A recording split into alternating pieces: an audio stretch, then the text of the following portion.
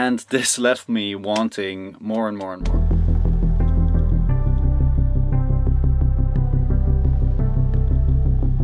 So welcome to the studio, welcome to another video. Glad to be back. I've been working real hard to get this place all dialed in because I changed some things around and I'm really excited to show you. So for this video I just want to show you my room as it is now, because some things have changed, and then also I want to talk about some major insights I had lately.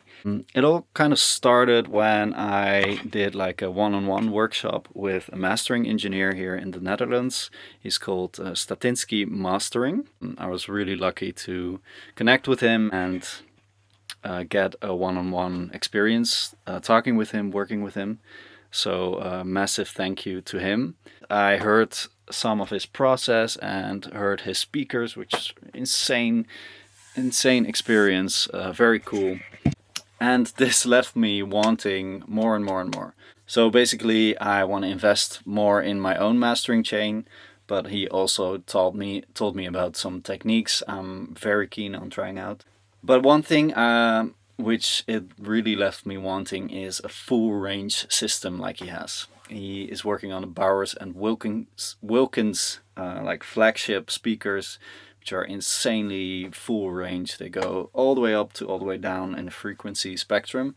And I started thinking like, what if I connect dual subs to my PMCs to make them full range?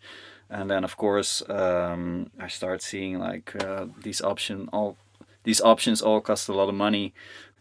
And then also of course the mastering chain I want to start building, so it's all like expensive. Anyway, but it got me thinking on what I want for the studio. And I was already in the process of changing things, so I got rid of the big desk. I got rid of the bulky output sidecar, and I got this smaller session desk sidecar, which is great. I can show you.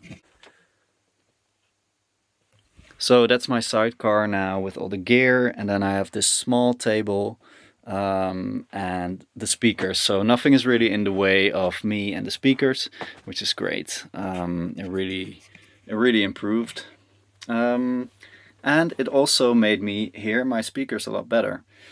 I've been mixing on these since 2022 and it's been an absolute joy. I've been growing dramatically because of these speakers and they are so revealing.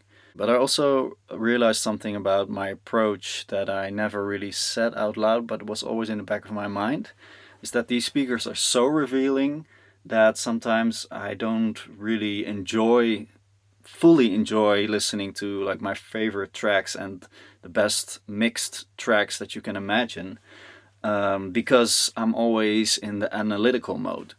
This is a really hard point to bring across because it took me years to figure this out.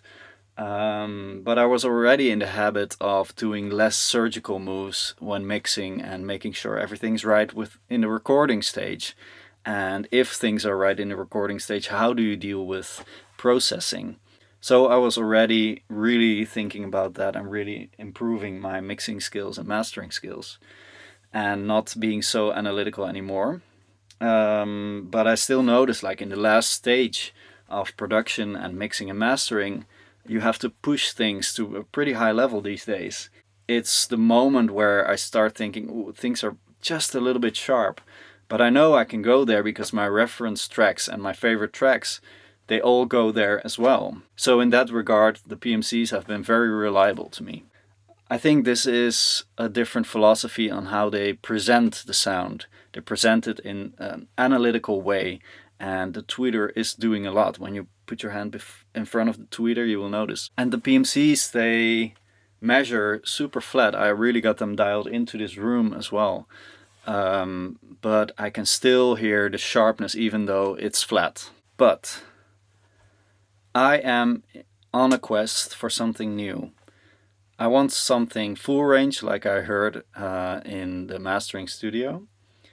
But I also want something that when the mix is right, when the master is right, it's just music to me. I'm in a phase in my career where I mostly think about how to glue, how to push a track together so that it sounds like one thing of music and one emotional thing as well. It's a little bit different approach. I hope you understand what I mean.